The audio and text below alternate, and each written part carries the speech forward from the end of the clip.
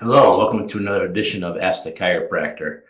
So today on Ask the Chiropractor, we get asked this question a lot, primarily on the telephone more than in person.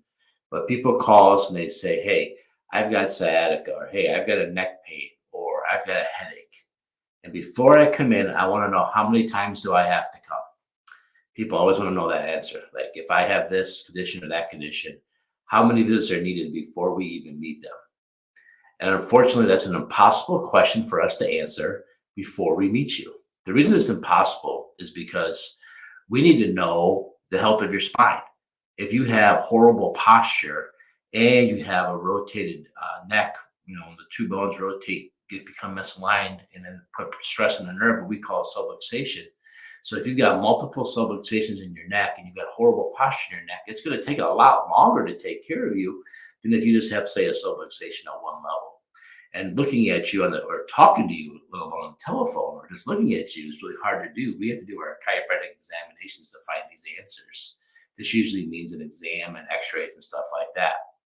The other thing that makes it more complicated is how long has it been there? Is this something that just happened 2 days ago? You got a car accident 2 days ago, or this headache's been bothering you for the last 10 years. You've tried every other type of healthcare.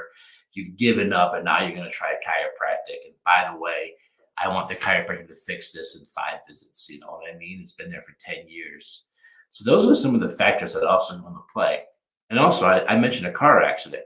We take care of people in car accidents all the time. The situation with a car accident is, what if you get hit going 30 miles per hour versus got hit by maybe a drunk driver going 80 miles per hour, and you've already had a history of neck problems before?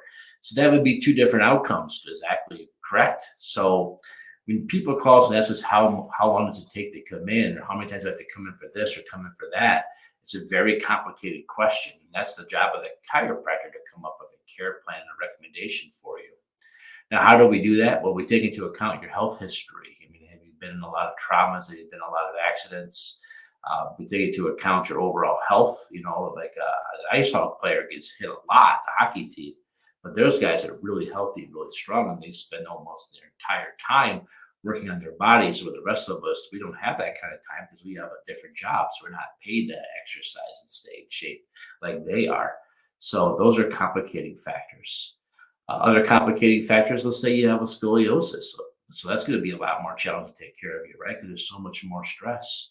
Another complicating factor would be arthritis. What if your spine's already got thin disc and degeneration? That's going to take a lot longer to take care of you than just the average person. Another complicating factor would be an autoimmune disease. Ankylosing spondylosis is a common thing that we see in a chiropractic clinic. That's definitely going to complicate things with your autoimmune issues.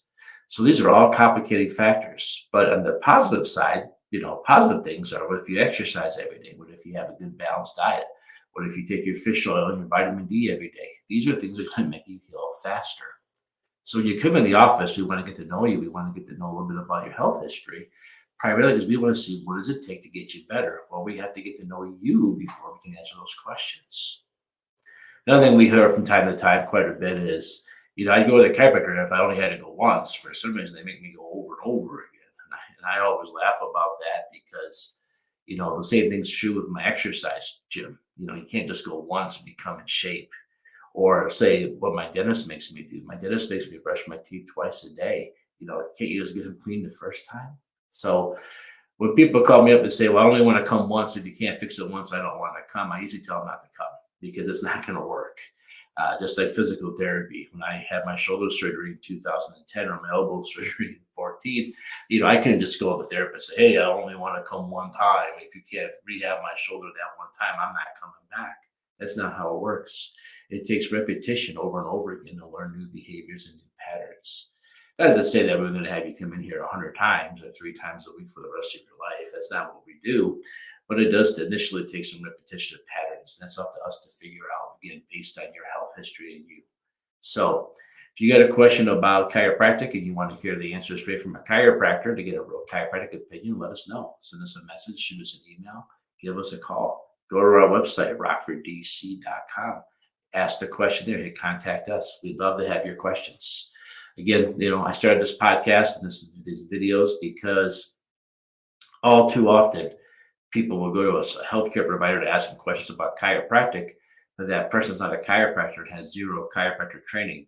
No more than me as a chiropractor should you come in here and ask me about whether or not you need your wisdom teeth removed. It's outside my scope. I don't understand wisdom teeth or why they're even there, honestly, or why, how they grow. I would ask my dentist friends those questions. So if you have a question about chiropractic, always make sure you ask a chiropractor to get an honest answer. If you can't, it's up to you to find an honest chiropractor, just like it's up to you to find an honest dentist to ask the same dental questions too. But that's what we're here for. So if you have a question, go ahead and shoot it out to us. We'll come back here every week to do another one of these videos. Also, the first Tuesday of every month, I do a podcast and a webinar on a deeper dive into the subject. Tomorrow night, I will be doing one on chiropractic and some of the research about chiropractic and hypertension. So make sure you come back and find us there to learn more about chiropractic and hypertension. Till then, stay healthy, stay strong. If you need anything, you know where to find us. See y'all next time.